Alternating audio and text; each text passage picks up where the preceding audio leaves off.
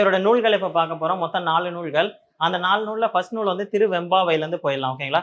திருவெம்பாவையிலேருந்து one by ஒன்னா பார்க்கலாம். First Thiruvempavai.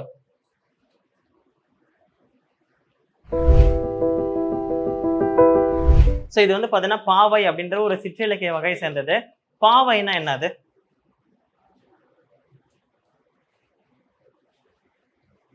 பாவை என்றால் பெண்.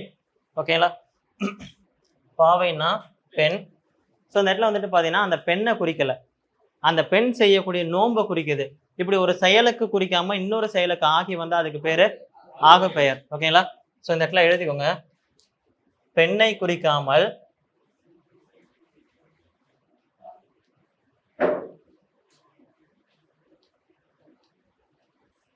ஸோ ஏன் ஆகு பெயர் சொல்றான்னு தெரியுதுன்னா, ஆகு பெயர்னா ஒன்னை குறிக்கிற மாதிரி இருக்கும், ஆனால் அதை குறிக்காம அதுக்கு ரிலேட்டடாக வேற ஒன்று சொல்லும். இந்த இடத்துல திருப்பாவை, பாவைன்னா பெண்ணு, பெண்ணை சொல்லியிருக்கலாம், ஆனால் அந்த இடத்துல பெண்ணை பற்றி சொல்லலை, அந்த பெண் செய்யக்கூடிய விரதம், அந்த விரதத்தை பற்றி சொல்றதால இதுக்கு பேரு ஆகு பெயர். ஓகேங்களா? புரியுதுங்களா? ஸோ இதுதான் ஃபர்ஸ்ட் பாயிண்ட். அதாவது திருவெம்பாவையோட இலக்கண குறிப்புன்னு கேட்டால் என்ன சொல்லுங்க? ஆகு பெயர். அதுவும் என்ன ஆகு பெயர்னா 2 முறை மடிச்சு வரதால இருமடி ஆகு பெயர். ஓகேங்களா?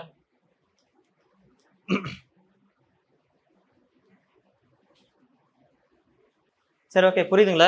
ரொம்ப இம்பார்ட்டன்ட். திருவெம்பாயோட இலக்கண குறிப்புன்னு கேட்டாங்கன்னா இருமடி ஆகு பெயர். அந்த ஆகு பெயருக்கான விளக்கம் தான் நான் சொல்லியிருக்கேன். ஓகேங்களா?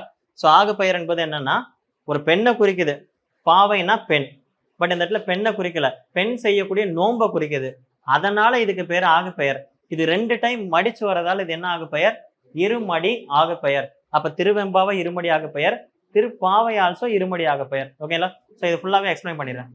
ஸோ இன்னைக்கு பார்க்க போகிறது பார்த்தீங்கன்னா தமிழ்ல பார்ட் பி. ஓகேங்களா? பார்ட் பியில் இலக்கியம் பார்த்துட்டு இருக்கோம். ஸோ அதோட கண்டினியூஷன் அப்படியே பார்க்கலாம். ஓகேங்களா? ஸோ இப்போ என்ன பார்க்கணும்னா மாணிக்க வாசகர். ஓகேங்களா? சமய முன்னோடிகளில் ஒன் பை ஒன்னா பார்த்துட்டு வரோம். அதனுடைய தொடர்ச்சி வந்துட்டு மாணிக்க வாசகர். ஸோ மாணிக்க வாசகரை பற்றி ஃபர்ஸ்ட் ஸ்டோரி சொல்லிடலாம்.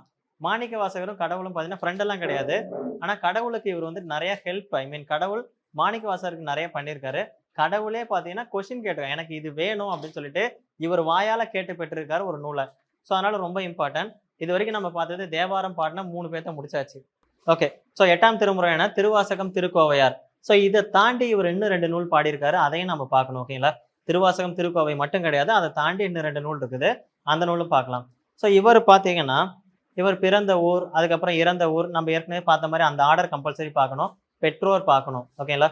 ஸோ அதுக்கப்புறம் அதை தாண்டி உங்களுக்கு ரொம்ப இம்பார்ட்டன்ட் வந்துட்டு பார்த்தீங்கன்னா இவர் பாடின அந்த 4 நூல்கள். ஓகேங்களா? அந்த 4 நூலையும் பார்க்கணும், கடவுள் இவருக்காக என்னென்னலாம் பண்ணியிருக்காங்கன்ட்டு. ஸோ இவர் பாட்டு சொல்ல சொல்ல கடவுளே எழுதி கொடுத்துருக்காரு, அது ஒன்று. அதுக்கப்புறம் பார்த்தீங்கன்னா இவருக்காக என்ன பண்ணியிருக்காங்க, நிறைய பரியா மாற்றிருக்காரு. ஓகேங்களா? ஸோ நிறைய குதிரையா மாற்றினது இவர் தான். அண்ட் இன்னொன்று வந்துட்டு பார்த்தீங்கன்னா உங்களுக்கு இவர் வந்தி. ஓகேங்களா? ஸோ வைகை ஆற்றுல அணை கட்டணும் அப்படின்றதுக்காக என்ன பண்ண, வீட்டுக்கு ஒரு ஆள் வரணும் அப்படின்னு சொல்லிட்டு பாண்டிய மன்னன் ஆர்டர் போட்டிருக்காங்க. அப்படி போட்ட ஆர்டர்ல வந்துட்டு பார்த்தீங்கன்னா வந்தி அப்படின்ற ஒரு கிழவி இருக்காங்க.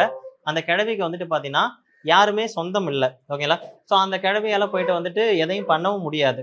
ஓகேங்களா? ஸோ உடனே என்ன பண்ணியிருக்காங்கன்னா அங்கே இருக்கவங்கள்ட்ட ஒரு இது கேட்டிருக்காங்க, எனக்கு வந்து ஹெல்ப் பண்ணுங்க அப்படின்னு சொல்லிட்டு. அப்போதான் வந்துட்டு பார்த்தீங்கன்னா வந்தி அப்படின்ற கிழவிக்காக இவர் வேண்டுறாரு, கடவுள்கிட்ட வேண்டுறாரு. கடவுளே வந்து என்ன பண்றாருன்னா அந்த கிழவிக்காக பிட்டுக்கு மண் சுமக்கிறாரு. ஓகே. வந்தி அப்படின்ற கிழவிக்காக பிட்டுக்கு மண் சுமந்தவர் யாருன்னா கடவுள். யாரு கேட்டுன்னா மாணிக்க வாசகர் கேட்டதால பிட்டுக்கு மண் சுமந்தார். ஓகேங்களா? ஸோ அந்த ஊர்ல வந்துட்டு பார்த்தீங்கன்னா வைகை அணையை கட்டணும் அப்படின்றதுக்காக வீட்டுக்கு ஒரு ஆள் வந்துட்டு வேலை செய்யணும் அப்படின்னு சொல்லிட்டு ஒரு கான்செப்ட் இருந்தது. இந்த கிழவிக்கு யாருமே இல்லைன்றதால இறைவன் வந்து மாணிக்க வாசகர் இறைவன்கிட்ட வேண்டுறாரு. வேண்டும் போது மாணிக்க வாசகருக்காக இறைவனே வராரு குழந்தை வடிவத்துல. ஸோ ஒரு பையன் வடிவத்துல வந்து அந்த பாட்டிகிட்ட போயிட்டு, உனக்காக நான் மண் சுமக்கிறேன், எனக்கு பிட்டு மட்டும் கொடு, புட்டு மட்டும் கொடு அப்படின்னு சொல்லிட்டு சொல்றாங்க. இந்த கதைக்கு உரியவர் யாருன்னு பார்த்தீங்கன்னா மாணிக்க வாசகர். ஆக்சுவலா மாணிக்க வாசகர் யாருன்னா தலைமை அமைச்சர். ஓகேங்களா? ஒரு மினிஸ்டர். ஓகேங்களா? அரிமர்தன பாண்டியனுக்கு தலைமை அமைச்சரா இருந்திருக்காரு. ஸோ தலைமை அமைச்சரா இருந்த இவர் என்ன பண்ணிருக்காருன்னா அவனுக்காக குதிரை வாங்குறதுக்காக ஒரு ஊருக்கு போறாரு. அப்படி போகிற வழியில திருப்பெருந்துறை அப்படின்னு ஒரு ஊரு, அந்த ஊர்ல தான் இறைவன் இவரை ஆட்கொள்றாரு. ஓகேங்களா? ஸோ இறைவன் ஆட்கொண்ட ஊர் திருப்பெருந்துறை, ரொம்ப இம்பார்ட்டன்ட். ஸோ ஆஃப்டர் தட் அதுக்கப்புறம் அந்த மினிஸ்டர் பதவி வேணான்னு சொல்லிட்டு, அமைச்சர் பதவி வேணாம்னு சொல்லிட்டு இவர் எதுக்கு வந்திருக்காருன்னா சிவாலயங்களை பார்க்குற பணிக்கு வந்திருக்காரு. ஓகேங்களா? ஸோ சிவனை வழிபடக்கூடிய நாயன்மார்கள்ல ஒரு ஆளாவே மாறிட்டாரு. ஸோ இது வரைக்கும் புரிஞ்சுதுங்களா? ஸோ ஒன் பை ஒன்னா இனிமேட்டு எழுதிக்கலாமா? இவர் அதிகமாக ஸ்டோரிலாம் கிடையாது, அந்த 4 நூல் இருக்கு பார்த்தீங்களா, அதுதான் ரொம்ப இம்பார்ட்டன்ட். ஓகேங்களா? ஸோ ஒன் பை ஒன்னா பார்க்கலாம். ஸோ எழுதி போகிறத அப்படியே ஒன் பை ஒன்னா எழுதிக்கோங்க. ஓகேங்களா? Okay. So Manikka Vasagar 1 by 1 data எழுதுனா அது ஃபுல்லாகவே எழுதிக்கோங்க. ஓகேங்களா? மாணிக்க வாசகர்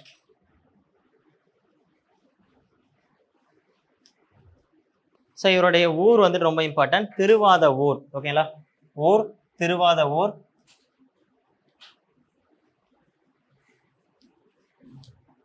அதனால இவருக்கு திருவாத ஊர் அடிகள் அப்படின்னு ஒரு பேர் இருக்குது. ஓகேங்களா? ஸோ அதை வேணாலும் எழுதிக்கோங்க, அது சிறப்பு பெயர்ல பார்த்துக்கலாம். ஓகேங்களா? ஸோ இவருடைய பெற்றோர், super sir, சம்புபாத Sridhar Sivagnanavathi. So இவருடைய பணி ரொம்ப இம்பார்ட்டன்ட். ஓகேங்களா? ஸோ இவர் என்ன பணி செஞ்சுட்டு இருந்தாருன்னா அரிமர்தன பாண்டியனுக்கு தலைமை அமைச்சராக இருந்தார். அப்படி இருக்கும்போது தான் இவர் வந்து இறைவன் திருவருளால் ஆட்கொள்ளப்பட்டிருக்காரு. ஓகேங்களா? ஸோ இவருடைய பணி மட்டும் எழுதிக்கோங்க, ரொம்ப இம்பார்ட்டன்ட். அரிமர்தன பாண்டியனுக்கு தலைமை அமைச்சர்.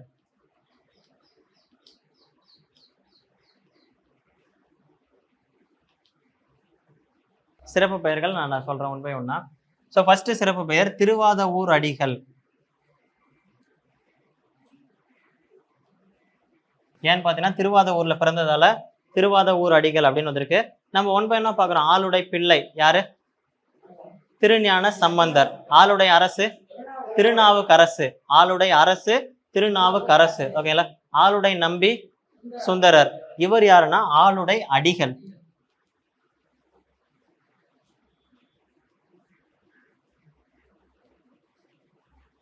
ஸோ இது ஒரு நிக் நேம். அதுக்கப்புறம் பார்த்தீங்கன்னா அருள் வாசகர் அப்படின்னு ஒரு நிக் நேம் இருக்கு.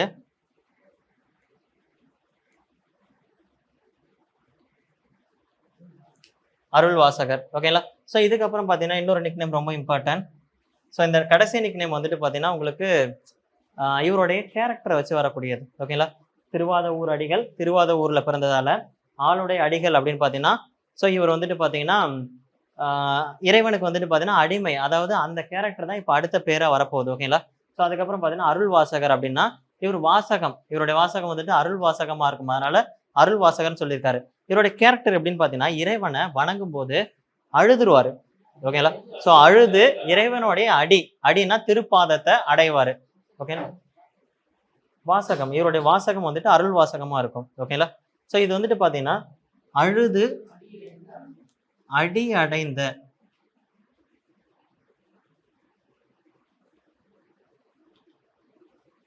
அன்பர்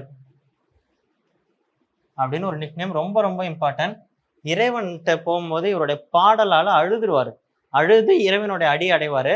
அதனாலதான் இவருக்கு அழுது அடி அடைந்த அன்பர், ஆளுடைய அடிகள். இந்த அடி வர்றது எல்லாமே ரீசனா தான். ஓகேங்களா? ஸோ இது 4 பார்த்தீங்கன்னா இவருடைய நிக் நேம், ரொம்ப ரொம்ப ரொம்ப இம்பார்ட்டன்ட். ஓகேங்களா? நெக்ஸ்ட் இவருடைய பாடல்கள். ஓகே, நெக்ஸ்ட் இவருடைய பாடல்கள் ரொம்ப இம்பார்ட்டன்ட்.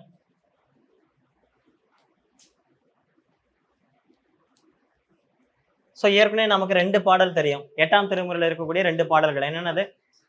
திருவாசகம், திருக்கோவை.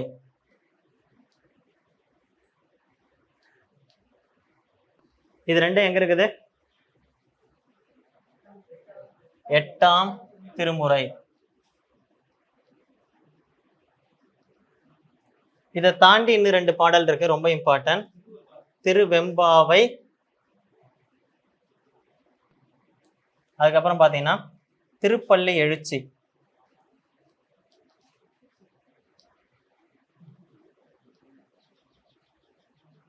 ஸோ இந்த 4 பாடல்களுக்கு உரியவர் யாருன்னு பார்த்தீங்கன்னா மாணிக்க வாசகர். இதுல 2 நமக்கு 8ஆம் திருமுறையில இருக்கு, நமக்கு தெரியும். அதை தாண்டி இன்னும் 2 பாட்டு இருக்குது, ரொம்ப இம்பார்ட்டன்ட். இது 4மே நம்ம பார்க்கணும். ஓகேங்களா? ஸோ அடுத்து இறைவன் ஆட்கொண்ட ஊர் எழுதிக்கோங்க. ஸோ இறைவன் எந்த ஊர்ல இவர் ஆட்கொண்டார்னா திருப்பெருந்துறை. ஓகேங்களா? திருப்பெருந்துறை ரொம்ப இம்பார்ட்டன்ட். திருப்பெருந்துறை இறைவன் திருவருளால் ஆட்கொள்ளப்பட்டவர் தான் யாருன்னா மாணிக்கவாசகர். எப்ப ஆட்கொள்றாருன்னா அரிமர்தன பாண்டியனுக்கு குதிரை வாங்க சென்ற போது. ஓகேங்களா?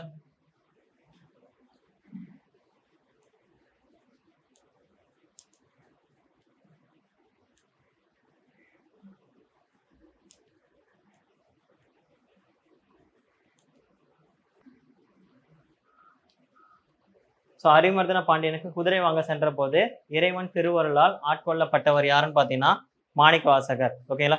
ஸோ இது வரைக்கும் புரிஞ்சுதா? ஸோ அடுத்து எப்பவும் போல பார்க்குற மாதிரி இவருடைய மார்க்கம். ஓகேங்களா?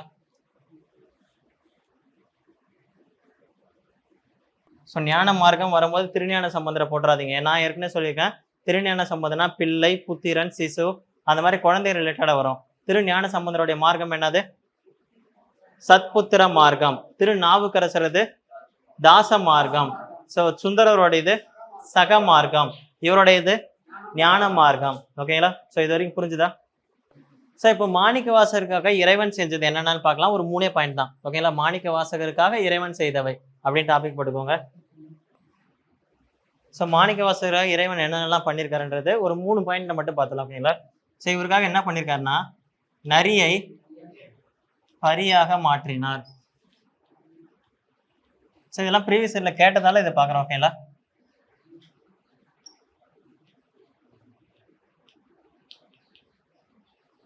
பரி அப்படின்னா குதிரைன்னு அர்த்தம்.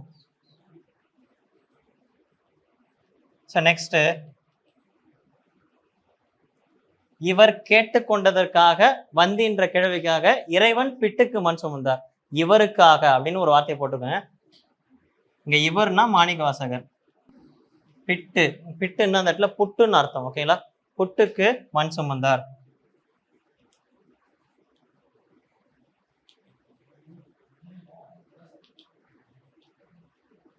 ஸோ யார் வேண்டாங்கன்னு பார்த்தீங்கன்னா, மாணிக்க வாசகர் வேண்டாரு. ஒரு கிழவி இருக்காங்க, அவங்க ரொம்ப பாவமா இருக்காங்க, யாருமே கூட இல்லை. ஸோ அந்த கிழவிக்காக நீங்க என்ன பண்றீங்கன்னா, பிட்டுக்கு மண் சுமங்க. ஐ மீன் அந்த கிழவிக்காக வந்து மண் சுமக்கணும் அப்படின்னு சொல்லி வேண்டாங்க. ஸோ மாணிக்க வாசகர் சொன்னதுக்காக அந்த கிழவி கிட்ட வந்து நான் பிட்டுக்கு மண் சுமக்கிறேன் அப்படின்னு சொல்லிட்டு சொல்லியிருக்காங்க. ஓகேங்களா? புரியுதுங்களா? சரி, ஓகே. நெக்ஸ்ட் வந்துட்டு தேர்ட் ரொம்ப இம்பார்ட்டன்ட். ஸோ இவர் சொல்ல சொல்ல பாடல் யார் எழுதினா? இறைவன் எழுதினாரு. ஓகேங்களா? ஸோ இவர் சொல்ல சொல்ல பாடல் வந்துட்டு இவருக்காக யார் எழுதினார்னா இறைவன் எழுதினார். ஓகேங்களா? ஸோ இந்த 3 இறைவன் இவருக்காக பண்ணது ரொம்ப இம்பார்ட்டன்ட். ஓகேங்களா? ஸோ இதெல்லாம் பார்த்தீங்கன்னா இன்டெப்த்தாக கேட்கக்கூடியது. ஓகே, மேலோட்டமாக இருந்தால் கேட்க மாட்டாங்க. டெப்த்தாக வேணும்னா இதை கொஞ்சம் படிச்சுப்போம். ஓகேங்களா? ஸோ அடுத்து வந்துட்டு பார்த்தீங்கன்னா இவருடைய அற்புதங்கள், அதுக்கப்புறம் அந்த 4 நூல்கள் அதை பார்க்கலாம். ஓகேங்களா? திருவெம்பாவை இதனுடைய இலக்கண குறிப்பு கேட்டாங்கன்னா நீங்க இருமடி ஆகு பெயர் அப்படின்னு சொல்லிடலாம். ஓகேங்களா? இலக்கண குறிப்பு. ஓகேங்களா? ஸோ அந்த இருமடி ஆக பேர் ரொம்ப இம்பார்ட்டன்ட். இது வரைக்கும் நம்ம பாவை அப்படின்னு தான் பார்த்துருக்கோம். ஓகேங்களா? திருவெம்பாவை அப்படின்னா என்ன அப்படின்றது ரொம்ப இம்பார்ட்டன்ட். ஸோ இந்த இடத்துல பெண் செய்யக்கூடிய நோன்புக்கு தான் ஆகி வருது. நோன்புன்னா விரதம். அப்படி என்ன நோன்பு அப்படின்னு கேட்பாங்க. ஓகேங்களா? ஸோ ஒன்றும் கிடையாது. மார்கழி மாதத்துல காலையில விடியற் காலையில எழுந்து, ஸோ சைவம் இங்க நம்ம பார்க்கறது சைவத்தை பார்க்குறோம். அதனால சிவன் கோவிலுக்கு போயிட்டு கோவிலுக்கு ஆப்போசிட்ல இருக்கக்கூடிய அந்த குளத்துல குளிச்சுட்டு அந்த ஈர துணியோட வந்து இறைவனை வழிபட்டுட்டு வீட்டுக்கு போறதுக்கு பேரு தான் நோன்பு. ஓகேங்களா? ஸோ அதாவது என்னன்னா, மார்கழி மாதத்தில் பெண்களால் நிகழ்த்தப்படும் நோன்பு தான் பாவை. அது சிவனுக்கு நிகழ்த்தினா திருவெம்பாவை, பெருமாளுக்கு நிகழ்த்தினா திருப்பாவை. புரியுதுங்களா? ஸோ அப்படியே 1 by 1 எழுதிக்கோங்க. மார்கழி மாதத்தில்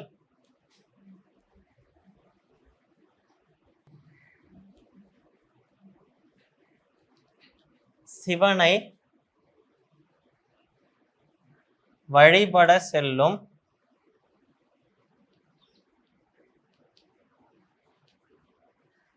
பெண்களால்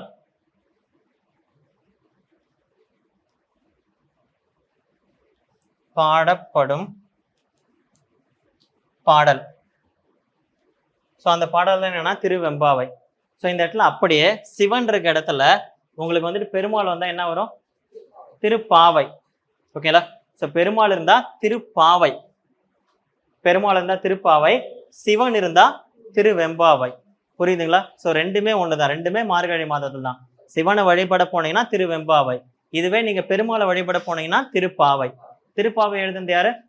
ஆண்டாள். திருவெம்பாவை எழுதுனது யாரு? மாணிக்க வாசகர். ஸோ புரியுதுங்களா உங்களுக்கு? ஓகேவா? ஸோ பாவைன்றது என்னது? பெண். ஸோ பட் அந்த பெண்ணை குறிக்காம யாரை குறிக்குது? பெண் செய்யக்கூடிய நோன்பை குறிக்குது. அதனால இதுக்கு என்ன நேம்? ஆகு பெயர். ஸோ இலக்கண குறிப்பு சொன்னா இருமடி ஆகு பெயர். ஓகேங்களா? ஸோ இந்த பாவை திருவெம்பாவையோட எக்ஸ்பிளனேஷன், மார்கழி மாதத்தில் சிவனை வழிபட செல்லும் பெண்களால் பாடப்படும் பாடல் தான் திருவெம்பாவை. இதுவே மார்கழி மாதத்துல பெருமாளை வழிபட செல்லக்கூடிய பெண்களால் பாடப்படுவது திருப்பாவை. திருப்பாவை பாடந்து யாரு? ஆண்டாள். ஓகேங்களா? ஸோ இது வரைக்கும் புரியுதுங்களா? ஓகேங்களா? 20 பாடல். ஸோ இறைவன் இந்த பாட்டை கேட்டோன்னே என்ன சொல்லியிருக்காருன்னா, இது அடிக்கடி கேட்ட கேள்வி. ஓகேங்களா? ரொம்ப இம்பார்ட்டன்ட், நல்லா கவனிச்சுக்கோங்க. ஸோ இந்த திருப்பாவைய கேட்ட இறைவன் என்ன சொல்லியிருக்காருன்னா, உங்க வாயால நீங்க பாவை பாடுனீங்க. பாவை பாடிய வாயால் கோவை பாடுக அப்படின்னு சொன்னதால இவர் பாடின கோவை தான் என்னது? திருக்கோவை. ஓகேங்களா?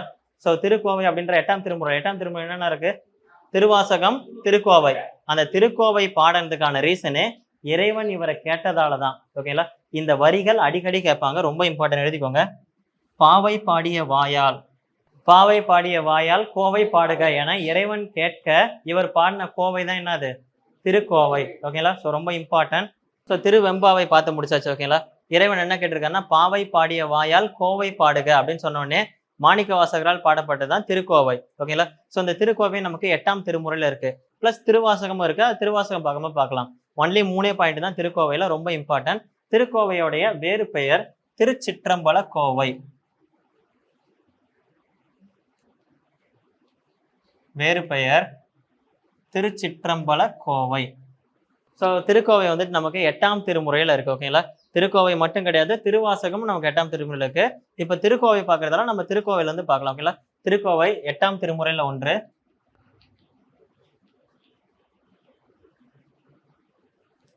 ஓகேங்களா? ஸோ இதனுடைய வேறு பெயர் திருச்சிற்றம்பல கோவை. மொத்தம் எத்தனை பாடல் கேட்டீங்கன்னா 400 பாடல்கள். திருக்கோவையுடைய பா வகை கேட்பாங்க. ஸோ இதனுடைய பா வகை என்னன்னு பார்த்தீங்கன்னா, கட்டளை கலித்துறை அப்படின்ற ஒரு பா வகையால் ஆனது. ரொம்ப இம்பார்ட்டன்ட். உரை, உரை வந்துட்டு யாருன்னு கேட்பாங்க, பேராசிரியர் அப்படின்ற ஒரு பர்சன் தான் உரை எழுதியிருக்காரு.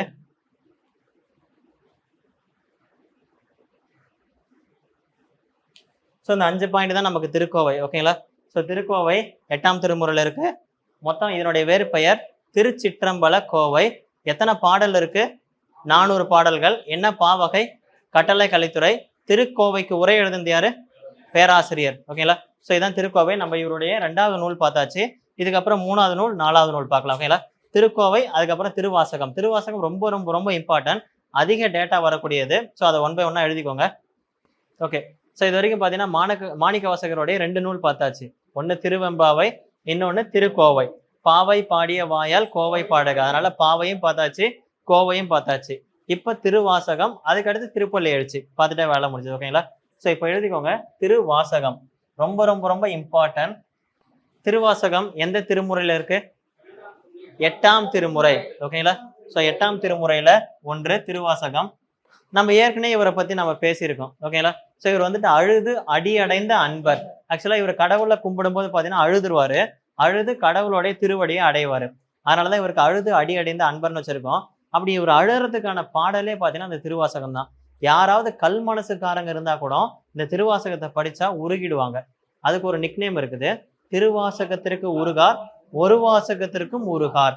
நீங்க திருவாசகத்துக்கே உருகலைன்னா அதுக்கு மேல உங்களது கல் மனசு தான். ஓகேங்களா? ஒரு வாசகத்துக்கும் நீங்க உருக மாட்டீங்க அப்படின்னு சொல்லிட்டு சொல்லியிருக்காங்க. ரொம்ப இம்பார்ட்டன்ட். திருவாசகத்திற்கு உருகார்,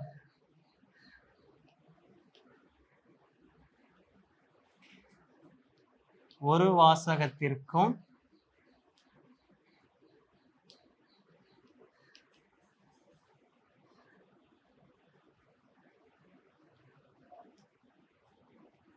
திருவாசகத்துக்கே உருகல்னா எந்த வாசகத்துக்கும் உருக மாட்டாங்க அப்படின்னு ஒண்ணு. ஓகேங்களா?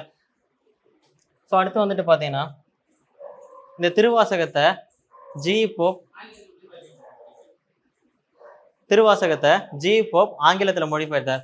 ஜி போப் பத்தி நான் உங்களுக்கு கடைசி வகுப்புல நடத்தியாச்சு. ஜி போப் விரும்பி கற்ற நூல்ல புறநானூறு, அதுக்கப்புறம் புறப்பொருள் வெண்பா மாலை, திருக்குறள், இது நிறைய இருக்குது. ஸோ திருவாசகத்தையும் ஆங்கிலத்துல மொழிபெயர்த்திருக்காரு. இதை நான் ஜி போப் நடத்தினேன். தமிழ் மொழியில் அறிவியல் சிந்தனையில அதிகமான அறிவியல் கருத்துக்கள் எதுல இருக்குன்னா திருவாசகத்துல தான் இருக்குது. அதனாலதான் ஜி போப் வெளியிட்டு இருக்காரு. ஓகேங்களா? ரொம்ப இம்பார்ட்டன்ட். ஜி போப் ஆங்கிலத்தில் மொழிபெயர்த்துள்ளார். ஓகேங்களா? ஸோ ஜி போப் வந்து இதனா ஆங்கிலத்துல மொழிபெயர்த்திருக்காரு. ரொம்ப இம்பார்ட்டன்ட். ஸோ அடுத்து வந்துட்டு பாத்தீங்கன்னா திருவாசகம் நீங்க ஒரு டைம் ஓதுனீங்கன்னா கல் மனதும் கரையும். திருவாசகம் ஒரு கால் ஓதின் கருங்கல் மனமும் கரையும் அப்படின்னு சொல்லிட்டு 4வர் 4 மணி மாலையில சொல்லியிருப்பாங்க. இது ரொம்ப இம்பார்ட்டன்ட். திருவாசகம் ஒரு கால் ஓதின், ஒரு டைம் ஓதனீங்கன்னா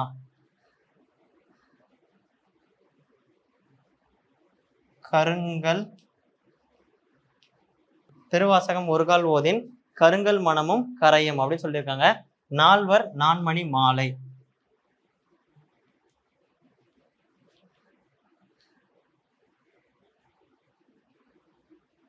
ஓகேங்களா?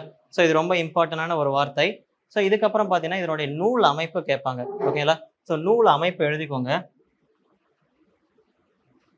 ஸோ நூல் அமைப்பு ரொம்ப இம்பார்ட்டன்ட். இதுல எவ்வளவு பாடல்கள் இருக்குது, எத்தனை பதிகம் இருக்குது, எத்தனை சிவத்தலத்தை சொல்லியிருக்காங்க அப்படின்னு சொல்லிட்டு கேட்பாங்க. இதுல எத்தனை பதிகம்? 51 பதிகம், 658 பாடல்கள், ஸோ 38 சிவத்தலத்தை பத்தி சொல்லியிருக்காங்க. சிவத்தலம், சிவனுடைய தலங்கள். ஓகேங்களா? 38 சிவத்தலத்துக்கு போயிட்டு அந்த சிவத்தலத்துல இருந்து 51 பாடல்கள், 51 பதிகம். ஸோ எத்தனை பாடல்கள் பார்த்தீங்கன்னா 658. இந்த சிவத்தலம் ரொம்ப இம்பார்ட்டன்ட். சிவத்தலம்னா சிவன் இருக்கக்கூடிய பிளேஸ். ஓகேங்களா? ஸோ இதுதான் இதனுடைய நூல் அமைப்பு, ரொம்ப இம்பார்ட்டன்ட். கடைசி பாயிண்ட். ஸோ இதுக்கு உரை எழுதியிருக்காங்க. ஸோ எழுதிட்டு சொல்லுங்க, ஒரு டைம் எக்ஸ்பிளைன் பண்ணிடலாம். ஓகேங்களா? பண்டிதமணி கதிரேசன் செட்டியார். எழுதியாச்சா? ஸோ இப்போ என்ன பார்க்கணும்னா மாணிக்க வாசகருடைய திருவாசகம் பார்த்துட்டு இருக்கோம். ஓகேங்களா? ஸோ திருவாசகம் வந்துட்டு சைவர்களுடைய வேதம் அப்படின்னு சொல்லுவாங்க. இந்த நிக்நேம் மேலே மட்டும் எழுதிக்கோங்க, சைவர்களின் வேதம். வேதம்னா புனித நூல் அப்படின்னு அர்த்தம். ஓகேங்களா? சைவர்களுடைய வேதம் என்னன்னு பார்த்தீங்கன்னா திருவாசகம். மற்ற எவ்வளோ நூல் இருக்கு, தேவாரம் இருக்குது. ஸோ ஒவ்வொருத்தவங்க நிறைய பாடியிருக்காங்க. ஆனா இதுதான் சைவர்களுடைய வேதம் என போற்றப்படக்கூடியது, ரொம்ப இம்பார்ட்டன்ட். ஓகேங்களா? ஸோ திருவாசகம் எந்த திருமுறையில் இருக்கு? 8ஆம் திருமுறை. ஸோ திருவாசகத்திற்கு உருகார், ஒரு வாசகத்திற்கு முருகார். திருவாசகத்துக்கு உருகல்னா நீங்க ஒரு வாசகத்துக்கு உருக மாட்டீங்க அப்படின்னு சொல்லிட்டு ஒரு லைன் இருக்கு. ஓகேங்களா? ஸோ அடுத்து வந்து பார்த்தீங்கன்னா ஜி போப். ஜி போப் இதெல்லாம் ஆங்கிலத்தில் மொழிபெயர்த்து. எதனால ரீசன்? அறிவியல் கருத்துக்கள் நிறைய இருக்குது. அதுக்கப்புறம் பார்த்தீங்கன்னா இது வந்துட்டு கல்மனதையும் கரைய செய்யும் பாடலையும் தொகுப்பு. அதனாலதான் ஜி போப் என்ன பண்ணியிருக்காருன்னா ஆங்கிலத்துல மொழிபெயர்த்திருக்காரு. ஓகேங்களா? ஸோ நெக்ஸ்ட் வந்துட்டு திருவாசகம் நீங்க ஒரு டைம் ஓதுனீங்கன்னா, ஓகேங்களா, ஒரு கால் ஓதின் கருங்கல் மனமும் கரைந்துருக்கும். ஸோ இது சொன்னது யாருன்னா நால்வர் மணி மாலை அப்படின்ற நூல்ல சொல்லியிருக்காங்க. ஓகேங்களா? ஸோ அதுக்கப்புறம் நூலுடைய அமைப்பு 51 பதிகம், 658 பாடல்கள். எத்தனை சிவத்தலத்துக்கு போய் இந்த பாட்டை பாடியிருக்காங்கன்னா 38 சிவத்தலத்துக்கு போயிருக்காங்க. ஓகேங்களா? ஸோ 38 சிவத்தலத்துக்கு போயிட்டு 51 பதிகத்துல 658 பாடல்கள் பாடியுள்ளார். ஓகே. ஸோ நெக்ஸ்ட் இதுக்கு உரை எழுதுந்து பண்டிதமணி கதிரேசன் செட்டியார். ஓகே, புரிஞ்சுங்களா? ஸோ திருவாசகம் அவ்வளோதான், ரொம்ப இம்பார்ட்டன்டானது. ஸோ அதுக்கு அடுத்து வந்துட்டு பார்த்தீங்கன்னா நம்ம கடைசியா திருப்பள்ளி எழுச்சி பார்க்கலாம். ஓகேவா? ஸோ மாணிக்க வாசகர் கடைசியா 4வது டாபிக் பார்க்க போறோம். ஓகேங்களா? ஸோ மாணிக்க வாசகர் மொத்தம் 4 நூல்கள். 8ஆம் திருமுறையில 2 நூல் இருக்கு, அதை பார்த்தாச்சு. திருவாசகம், திருக்கோவை. ஓகேங்களா? ஸோ இது ரெண்டும் பார்த்தாச்சு. அதுக்கப்புறம் திருப்பாவை அப்படின்ற திருவெம்பாவை அப்படின்ற நூல் பார்த்துருக்கோம். ஓகேங்களா? ஸோ மொத்தம் 3 நூல் பார்த்தாச்சு. இப்போ 4வதா திருப்பள்ளி எழுச்சி. ஸோ திருப்பள்ளி எழுச்சின்னா என்ன நீங்களே சொல்லுங்க. பேர்ல இருக்கு திருப்பள்ளி எழுச்சி. Super sir. கடவுளை எழுப்புறது. ஓகேங்களா? ஸோ அந்திம காலத்துல, அதாவது பாத்தீங்கன்னா ஈவினிங் டைம்ல அந்த அந்தனர் கோவில நடை சாத்தும் போது இறைவனை பாட்டு பாடி தூங்க வைப்பாரு. தூங்க வச்சுட்டு மறாவது நாள் காலையில வந்து அந்த இறைவனை பாட்டு பாடி எழுப்புவாங்க. ஸோ இதுக்கு பேர் தான் திருப்பள்ளி எழுச்சி. இதை வடமொழியில சொன்னா என்னன்னு சொல்லுவாங்க? வீட்டுல டெய்லியும் எழுப்புறதுக்காக பாடப்படக்கூடிய பாடல் சுப்ரபாதம். ஓகேங்களா? ஸோ திருப்பள்ளி எழுச்சியோடைய வட சொல் தான் சுப்ரபாதம். ஓகேங்களா? ஸோ இது வந்து சைவத்துல, அதாவது சிவனை எழுப்புறதுக்காக பாடப்பட்ட பாடல் சுப்ரபாதம். ஓகேங்களா? ஸோ இதுவே திருமாலை எழுப்புறதுக்காக பாடினா அதுவும் இதே சுப்ரபாதம் தான். அங்க வந்து திருப்பள்ளி எழுச்சி யாரு, நேம் மாறாது. ஓகேங்களா? ஸோ திருப்பள்ளி எழுச்சி அங்க பாடந்து யாரு, இங்க பாடந்து யாருன்னு தான் கேட்பாங்க. சைவத்துல பாடந்து மாணிக்க வாசகர், வைணவத்துல பாடந்து தொண்டரடி பொடி ஆழ்வார். ஓகேங்களா? திருப்பள்ளி எழுச்சினா நமக்கே தெரியும். ஓகேங்களா? ஸோ இறைவனை எழுப்புறதுக்காக பாடப்படக்கூடிய பாடல். இறைவன்னா சிவனும் இருக்காங்க, திருமாலும் இருக்காங்க.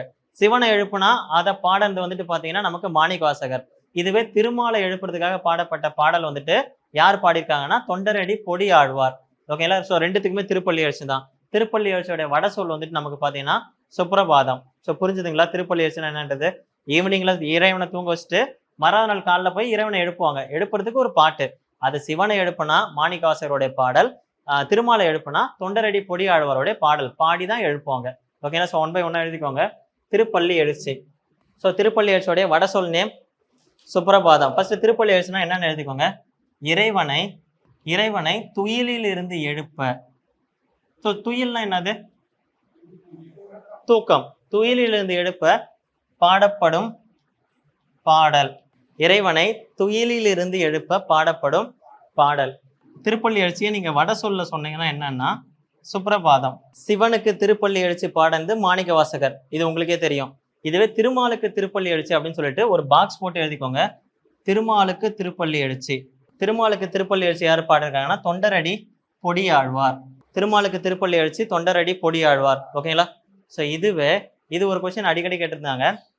பாரத மாதாவுக்கு திருப்பள்ளி எழுச்சி பாடந்து யாருன்னு கேட்டிருக்காங்க. ஓகேங்களா. ஸோ அதாவது நம்ம எல்லாரும் ஒரு கட்டத்துல போகும்போது ஒரு கவிஞர் வந்துட்டு பாத்தீங்கன்னா அவர் வேற ஜேர்னல்ல போயிட்டு இருப்பாரு. எனக்கு ரொம்ப பிடிச்ச கவிஞர். ஓகேங்களா. சிவன் தூங்கிட்டு இருந்தாரு, எழுப்புறதுக்காக மாணிக்கவாசகர் பாடினாரு.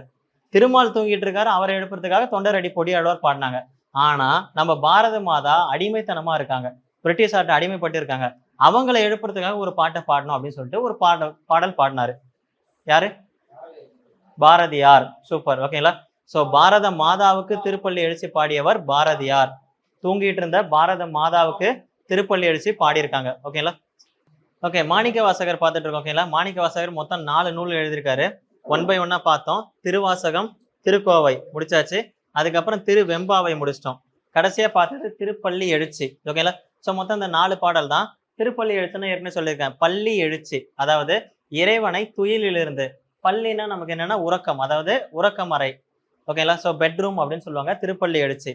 ஸோ துயிலில் இருந்து இருப்பதற்காக பாடப்படக்கூடிய பாடல் திருப்பள்ளி எழுச்சி. ஓகேங்களா. ஸோ இது வந்துட்டு சிவனுக்கு ஒருத்தர் பாடியிருக்காரு, திருமாலுக்கு ஒருத்தர் பாடியிருக்காரு. ஓகேங்களா. சைவத்துல திருப்பள்ளி எழுச்சி பாடந்து நமக்கு மாணிக்க வாசகர், அவரை தான் நம்ம பார்த்துட்டு இருக்கோம். ஸோ விட்டுருங்க. வைணவத்துல திருமால் தூக்கத்துல இருக்காரு, அவரை எழுப்புறதுக்காக பாடினவர் யாருன்னா தொண்டரடி பொடியாழ்வார். ஓகேங்களா. ஸோ இது வைணவத்துல. ஸோ இப்படி சிவன் தூங்குறாரு எழுப்புறாங்க, திருமால் தூங்குறாங்க எழுப்புறாங்க. ஆனா நம்மளுடைய பாரத மாதாவே தூங்கிட்டு இருக்காங்க, அவங்களை எழுப்புறதுக்காக ஒரு பாட்டு பாடியிருக்காரு. ரொம்ப இம்பார்ட்டன்ட். அதனாலதான் இந்த கவிஞரை நம்ம விடுதலை போராட்ட கவிஞர் அப்படின்னு சொல்றாங்க. ஸோ இவர் அந்த அளவுக்கு நேசிக்கிறதுக்கான காரணமும் அதான். எல்லாரும் இறைவன் தூக்கத்துல இருக்காரு எழுந்திருக்கிறாங்கன்னு சொல்றாங்க. ஆனா இறைவனை தாண்டி நம்ம இந்தியாவே தூங்கிட்டு இருக்குது, இந்தியாவை தூங்கிட்டு இருக்கவங்களும் எழுப்பணும் அப்படின்னு சொல்லிட்டு பாரத மாதாவுக்கு திருப்பள்ளி எழுச்சி ஒருத்தர் பாடியிருக்காரு. பாரத மாதாவுக்கு திருப்பள்ளி எழுச்சி யாரு பாடியிருக்காங்கன்னா பாரதியார்.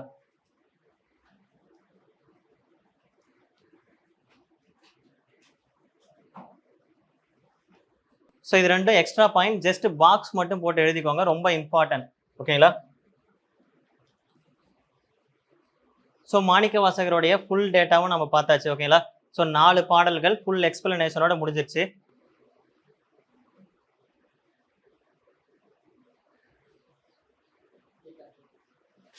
ஓகே, 4 பாடல்கள் ஃபுல் எக்ஸ்பிளனேஷனோட முடிஞ்சிருச்சு. ஓகேங்களா. ஸோ இதுக்கு அடுத்து வந்துட்டு பார்த்தீங்கன்னா நமக்கு உங்களுக்கான ஹோம்ஒர்க். ஓகேவா. ஸோ என்ன ஹோம்ஒர்க் சொல்ல போறோம் அப்படின்னு பார்த்தீங்கன்னா, ஸோ இது வரைக்கும் நம்ம பார்த்ததை இந்த 4 பேர்த்தையும் நீங்க மெர்ஜ் பண்ணி ஒன்னா எழுதணும். ஓகேங்களா. ஸோ மெர்ஜ் பண்ணி ஒன்னா எழுதுனா கடைசி எக்ஸாம் ஹாலுக்குள்ளார போறதுக்கு முன்னாடி இந்த ஒரு பேஜை பார்த்தாலே அனைத்து கண்டென்ட் இருக்கணும். ஓகேங்களா. ஸோ ஒரு பேஜை பார்த்தாலே அனைத்து கண்டென்ட் இருக்கிற மாதிரி இருக்கணும். கடைசி லாஸ்ட் மினிட் ரிவிஷன் சொல்லுவாங்க இதை. ஓகேங்களா. Last minute revision. Okay. So என்ன பண்றீங்கன்னா இந்த 4 பேர்த்தோடைய பெற்றோர்கள்.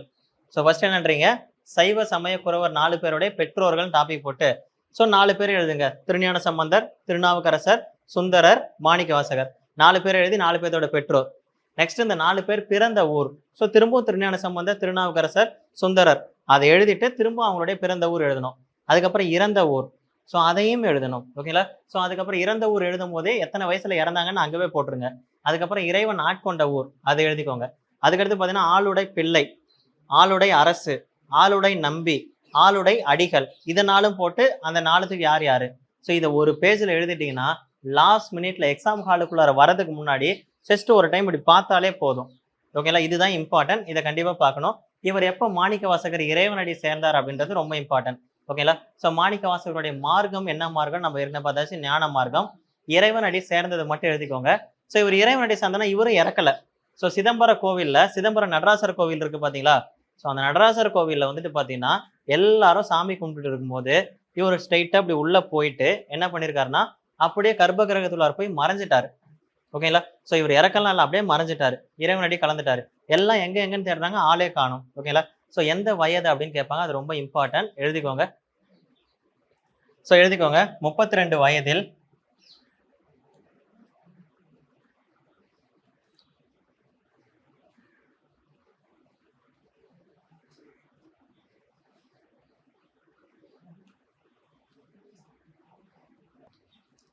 ஸோ 32 வயசுல இறைவனோட கலந்துட்டாரு. ஓகேங்களா. ஸோ அவர் இறக்கலாம் இல்லை, இதுக்கு முன்னாடி சுந்தரரும் இறக்கல. சுந்தரர் வந்துட்டு பார்த்தீங்கன்னா கைலாயத்துக்கு போயிட்டாரு வெள்ளை யானையில. ஓகேங்களா. ஸோ இந்த 4 ஹோம்ஒர்க் இது பண்ணிக்கோங்க. அண்ட் மாணிக்க வாசகருடைய ஸ்கூல் புக் நான் இப்போ சொல்றேன், அதை நோட் பண்ணிக்கோங்க. ஓகேங்களா. ஸ்கூல் புக் மாணிக்க வாசகர் எந்தெந்த ஸ்கூல் புக்லாம் இருக்காங்க அப்படின்னு சொல்லிட்டு 1 by 1 எழுதிக்கோங்க. 10th ஓல்டுல இயல் 1ல இருக்காங்க. நெக்ஸ்ட் 11th நியூ இயல் 7. ஓகேங்களா. ஸோ 2 இடத்துல இருக்காங்க, ரொம்ப ரொம்ப ரொம்ப இம்பார்ட்டன்ட். ஓகேவா. ஸோ இந்த 2 இடத்துல மட்டும்தான் மாணிக்கவாசகர் இருக்காங்க. இது 2ம் பார்த்தீங்கன்னா ஸ்கூல் புக் கம்பல்சரி நீங்கள் படிக்கணும். ஓகேவா. ஸோ இப்போ வந்து பார்த்தீங்கன்னா நமக்கு முதல் 3 திருமுறை யார் பாடினாங்க? திருஞான சம்பந்தர், ஃபுல்லாக பார்த்தாச்சா? அடுத்தது 4, 5, 6 திருநாவுக்கரசர், அதுவும் ஃபுல்லாக பார்த்தாச்சு. 7வது திருமுறை சுந்தரர், அதுவும் பார்த்தாச்சு. 8ஆம் திருமுறை மாணிக்கவாசகர், கடைசியாக அதுதான் பார்த்தோம். 9ஆம் திருமுறை எத்தனை பேர்னா 9 பேர், அது நமக்கு தேவையில்லை. ஓகேங்களா. அடுத்து 10ஆம் திருமுறை திருமந்திரம், திருமூலர் பாடனது. ஸோ இதில் திருமூலரை பற்றி நம்ம சித்தர்கள் பார்க்கும் போது நம்ம ஃபுல்லாகவே பார்த்துடலாம். ஓகேங்களா. சித்தர்கள் லெசன் நான் தான் உங்களை நடத்த போகிறேன். ஸோ அங்கே பார்க்கும்போது ஃபுல்லாக பார்த்துடலாம். இங்கே திருமூலர் திருமந்திரத்தில் என்னென்னலாம் பண்ணியிருக்காரு அப்படின்ற கான்ட்ரவர்சி மட்டும்தான் நம்ம பார்க்க போகிறோம். ஓகேங்களா. ஸோ திருமூலர் ரொம்ப இம்பார்ட்டன்ட் பர்சன், எழுதிக்கோங்க. திருமந்திரம் 10ஆம் திருமுறை, திருமந்திரம் 10ஆம் திருமுறை. பாடன ஆசிரியர் யாருன்னு பார்த்தீங்கன்னா திருமூலர்.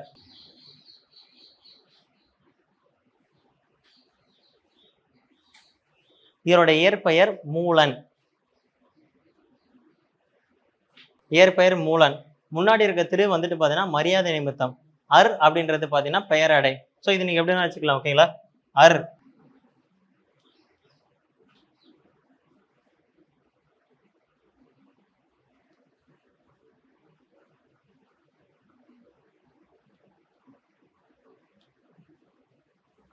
இது எல்லாம் சேர்த்துதான் திருமூலர் அப்படின்னு பேர் வந்திருக்கு. ஓகேங்களா. இயற்பெயர் ஒன்லி மூலன் தான். மூலன் சொல்லக்கூடாது, மரியாதையா சொல்லணும்ட்டு மூலர்னு வந்தது.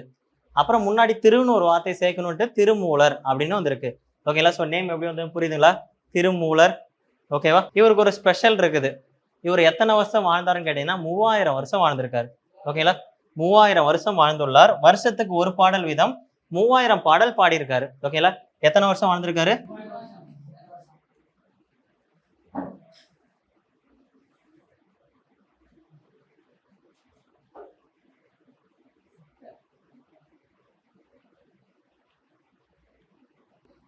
3000 வருஷம் வாழ்ந்திருக்காரு. வருஷத்துக்கு எத்தனை பாடல் வீதம்?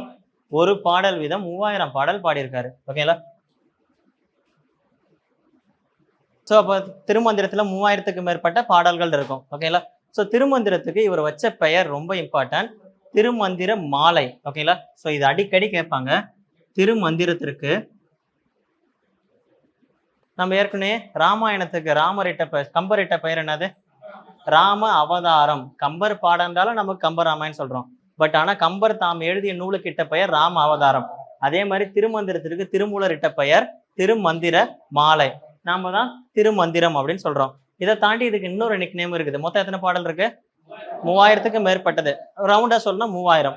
அதனால இதுக்கு nick name super, Tamil 3000. So இதனுடைய வேறு பெயர் எழுதிக்கோங்க. திருமந்திரத்தின் வேறு பெயர்.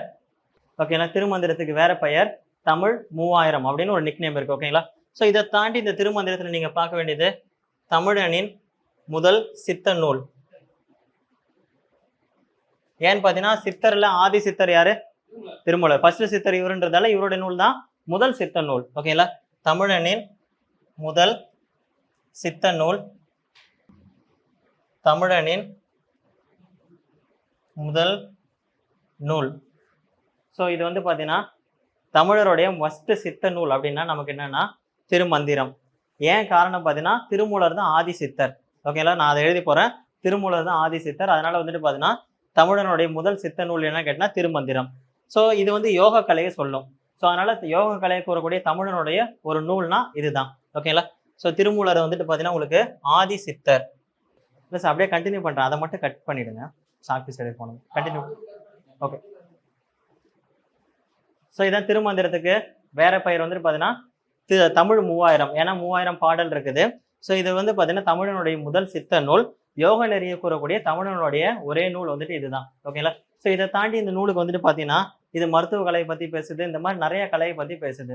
ஸோ இதனுடைய நூல் அமைப்பு ரொம்ப ரொம்ப ரொம்ப இம்பார்ட்டன்ட். ஓகேங்களா. ஸோ நூல் அமைப்பு எழுதிக்கோங்க. ஓகே. ஸோ எத்தனை பாடல்கள் இருக்குன்னா 3071 பாடல்கள் இருக்குது. எத்தனை அதிகாரம்னா 232 அதிகாரம்.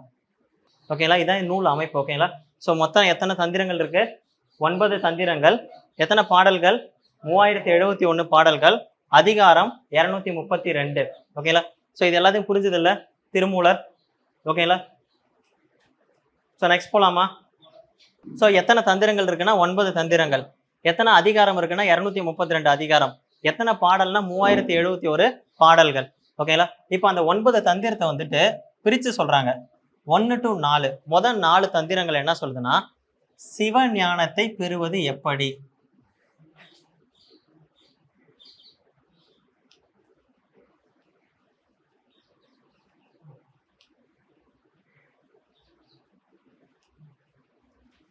முதல் 4 தந்திரம் என்ன சொல்லுது? சிவஞானத்தை பெறறதை பத்தி சொல்லுது. அடுத்து 5ஆம் தந்திரம் மட்டும் என்ன சொல்லுதுன்னா சைவ சித்தாந்தத்தை பத்தி சொல்லுது. 5ஆம் திருமுறை என்ன சொல்லுது? சைவ சித்தாந்தத்தை பத்தி சொல்லுது. அதுக்கப்புறம் பாத்தீங்கன்னா 6 to 9ஆம் தந்திரம். ஸோ கடைசி தந்திரம் இருக்கு பாத்தீங்களா, 6ல இருந்து 9ஆம் தந்திரம். இப்போ முதல் 4 தந்திரம் சிவஞானத்தை பெறறது எப்படின்னு சொல்லுது. ஸோ 5ஆம் தந்திரம் சைவ சித்தாந்தத்தை. இப்போ சிவஞானத்தை நீங்க பெற்றுட்டீங்க, அந்த சிவஞானத்தால் விளையக்கூடிய நன்மையை பத்தி சொல்லக்கூடியதான் 6 to 9. சிவஞானத்தால் பெறும் நன்மையை பற்றி கூறுகிறது. சிவஞானத்தால் பெறும் நன்மையை கூறுவது 6 to 9ஆம் தந்திரம். ஸோ அந்த 9 தந்திரத்தை நீங்க 3ஆ பிரிச்சுக்கிறீங்க. 1 to 4, 5, 6 to 9. புரியுதுங்களா? ஓகேவா? ஸோ அதுக்கப்புறம் பார்த்தீங்கன்னா நம்ம இந்த உடம்பார் அழியின் உயிரார் அழிவர், இதுதான் திருமூலர்னாவே நமக்கு ஃபேமஸான வரக்கூடியது. அது எங்கன்னு பார்த்தீங்கன்னா 3ஆம் தந்திரத்தில் இருக்கு. அது உங்க ஸ்கூல் புக்ல இருக்கு. நான் கொடுக்குற ஹோம்ஒர்க்ல அதான் நீங்க பண்ண போறீங்க. ஓகேங்களா. ஸோ அது 3ஆம் தந்திரத்தில் இருக்கு அப்படின்றது உங்க ஸ்கூல் புக்ல இருக்கு. ஓகேவா. ஸோ அவ்வளோதான் திருமூலர். ஸோ இதுல இதுபோல படிச்சா போதும். இதை தாண்டி நம்ம சித்தர்கள் பார்க்கும்போது இவரை பத்தி எலாபரேட்டா பார்க்கலாம். ஓகேங்களா. ஸோ ஸ்கூல் புக் நோட் பண்ணிக்கோங்க. 8th ஓல்டு புக்ல இருக்குது அண்ட் 8th நியூ. ஸோ அந்த 8th ஓல்டு புக்கில் தான் உடம்பார் அழியின் உயிரார் அழிவர் அந்த சாங் இருக்குது. 8th நியூ புக்கில் இருக்க டேட்டா வந்து பார்த்தீங்கன்னா ஒன்றே குலம் ஒருவனே தேவன், எல்லாரும் ஒரே குலம், நம்ம எல்லாத்துக்கும் தேவன் ஒருவன் தான் அப்படின்னு சொல்லியிருக்காங்க. அதுக்கப்புறம் பார்த்தீங்கன்னா படமடா கோவில் பகவருக்கு ஒன்றியல், அது ரொம்ப இம்பார்ட்டன்டான ஒரு பாடல். அதாவது நீங்க படம் மாட்டப்பட்ட கோவிலுக்கு செய்கிற தான தர்மத்தை விட வெளியில இருக்கக்கூடிய வறியவர்களுக்கு செஞ்சீங்கன்னா அந்த படம் மாட்டப்பட்ட கோவிலுக்கு தானா போய் சேர்ந்துரும். ஓகேங்களா. நீங்க கோவிலுக்கு போய் டொனேஷன் பண்ணீங்கன்னா அது கோவிலில் இருக்கக்கூடிய அந்த தெய்வத்துக்கு போய் சேராது. அதே வெளியில இருக்கவங்களுக்கு பண்ணனா அந்த தான தர்மங்கள் வந்துட்டு பாத்தீங்கன்னா கோவிலில் இருக்கக்கூடிய தெய்வத்தை போய் சேரும் அப்படின்னு சொல்லிட்டு ஒரு பாடல் இருக்கும். இந்த 2 பாடலும் ரொம்ப இம்பார்ட்டன்ட். ஓகேங்களா. ஸோ இது 2 ஹோம்ஒர்க்கா வச்சுக்கோங்க. ஸோ திருமூலர் அவ்வளவுதான். ஓகேங்களா. ஸோ இதை தாண்டி திருமூலர் நீங்க பார்க்கணும் அப்படின்னு வச்சீங்கன்னா உங்களுக்கு சித்தர்கள் அதுல வந்து திருமூலரை பத்தி எல்லா டேட்டாவும் இருக்குது, அதை அங்க பார்த்துடலாம். ஸோ இன்னைக்கு என்ன பார்த்தோம்னா சிவன் அடியார்கள். ஓகேங்களா. ஸோ சிவன் அடியார்கள் சைவ சமயத்தை பத்தி பார்த்துருந்தோம். சைவ சமயத்துல சிவன் அடியார்கள்ல வரக்கூடிய ஒரு பர்சனான மாணிக்க வாசகர். ஸோ மாணிக்க வாசகர் ஃபுல்லா பார்த்துட்டு அவருடைய 4 நூல்கள் பார்த்தணும். அதுக்கப்புறம் பார்த்தீங்கன்னா 9ஆம் திருமுறையான பிரபந்த மாலை அல்லது பிரபந்த திரட்டு. ஓகேங்களா. ஸோ அது இம்பார்ட்டன்ட் கிடையாது, அது 9 பேர் பாடியிருக்காங்க. ஸோ அதை அப்படியே விட்டுறலாம். அதுக்கப்புறம் பார்த்தீங்கன்னா 10ஆம் திருமுறை திருமந்திரம், திருமூலர் எழுதின திருமந்திரத்தை பத்தியும் திருமூலரை பத்தியும் பார்த்தாச்சு. ஆக்சுவலா இன்னைக்கு வந்துட்டு 8ஆம் திருமுறை பிளஸ் 10ஆம் திருமுறை. ஓகேங்களா. ஸோ இது 2த்தையும் பார்த்தாச்சு. திருமூலரை பத்தியும் மாணிக்க வாசகரை பத்தியும் ஃபுல் டேட்டா பார்த்தாச்சு. அடுத்த வகுப்புல பார்த்தீங்கன்னா 11ஆம் திருமுறை 12ஆம் திருமுறை இதை பார்த்துடலாம். Okay, thank you.